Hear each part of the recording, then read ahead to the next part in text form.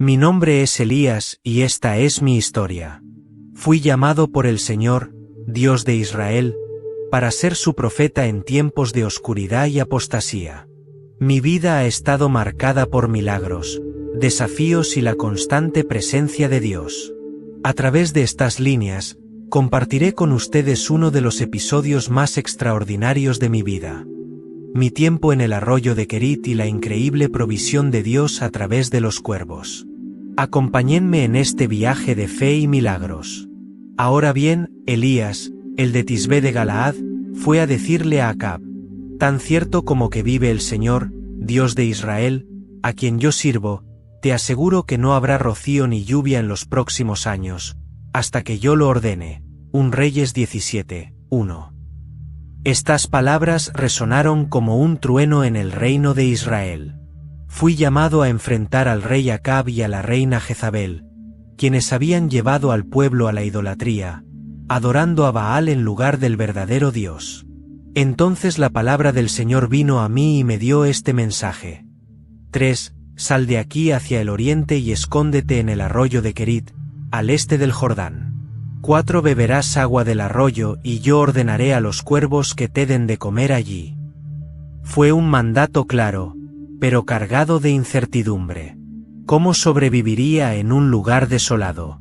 Sin embargo, obedecí la voz del Señor.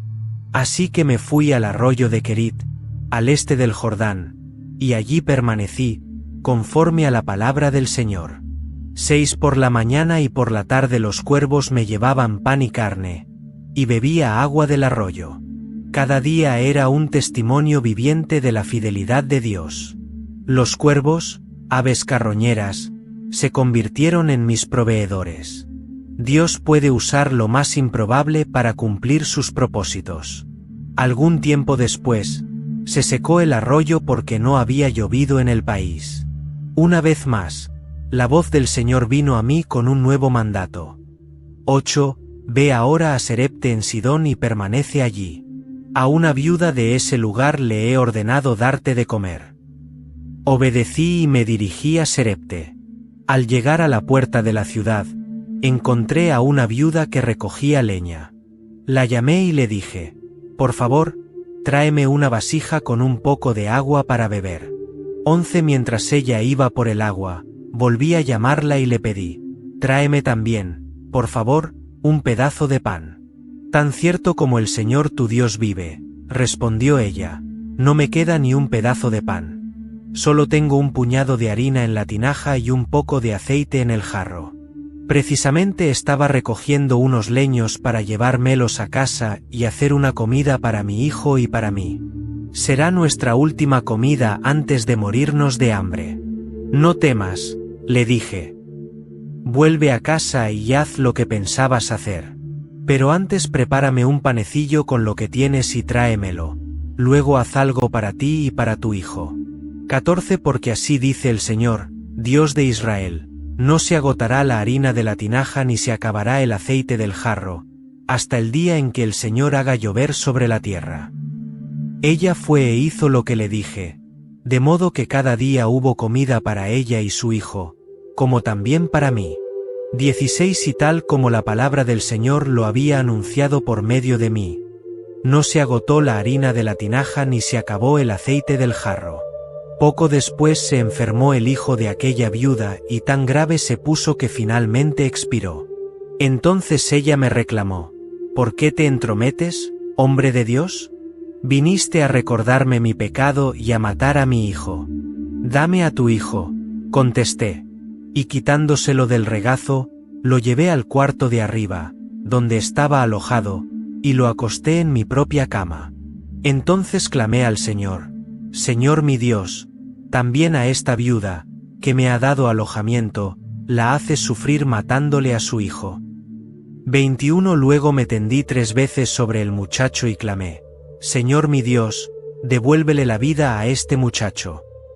El Señor oyó mi clamor y el muchacho volvió a la vida. Tomé al muchacho y lo llevé de mi cuarto a la planta baja. Se lo entregué a su madre y le dije: tu hijo vive. Aquí lo tienes.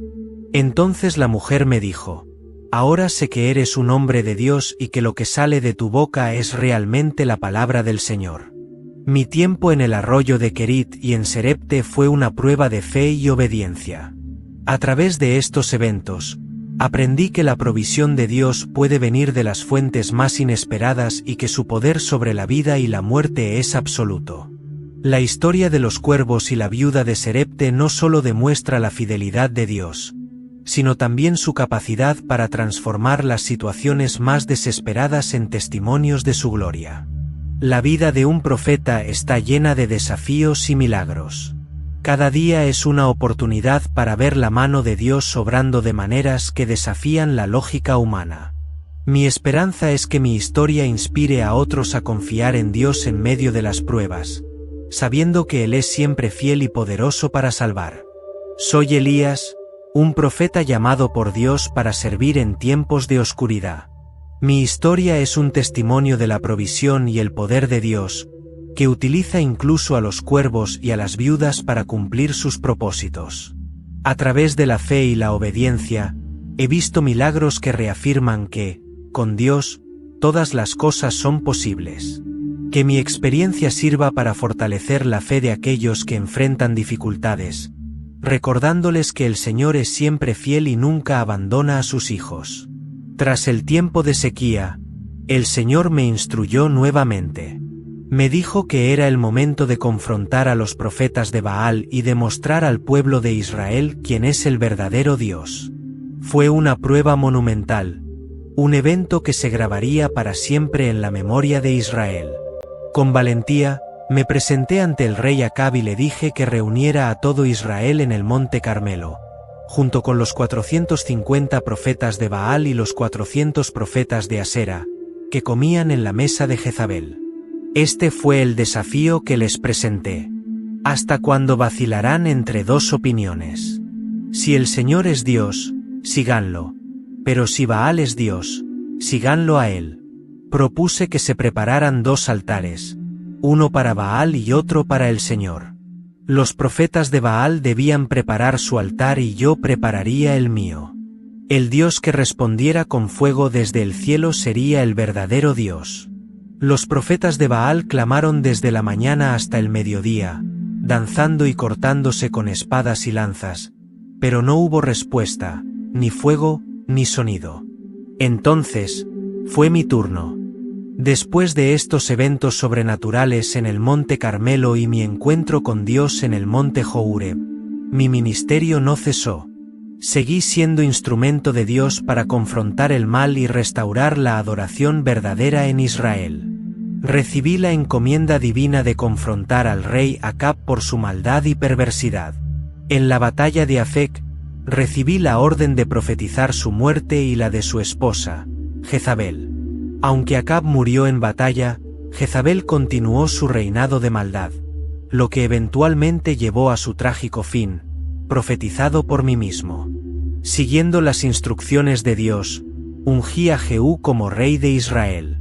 Jehú llevó a cabo una feroz purga en Israel, acabando con la dinastía de Acab y erradicando la adoración de Baal en el reino.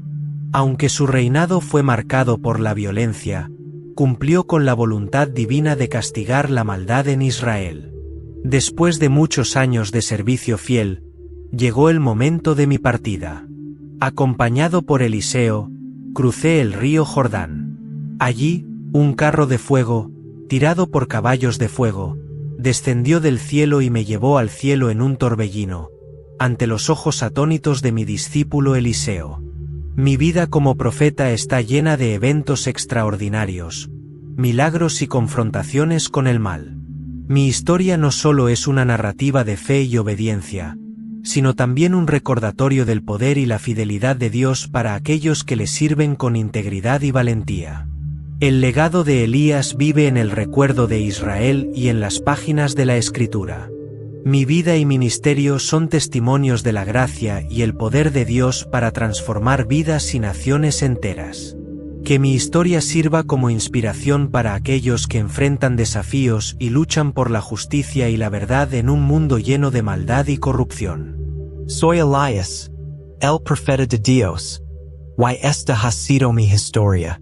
Que mi vida sea un testimonio del poder redentor de Dios y una llamada a la fidelidad y la obediencia para todos aquellos que escuchan su voz y siguen sus caminos. Que el nombre del Señor sea glorificado para siempre.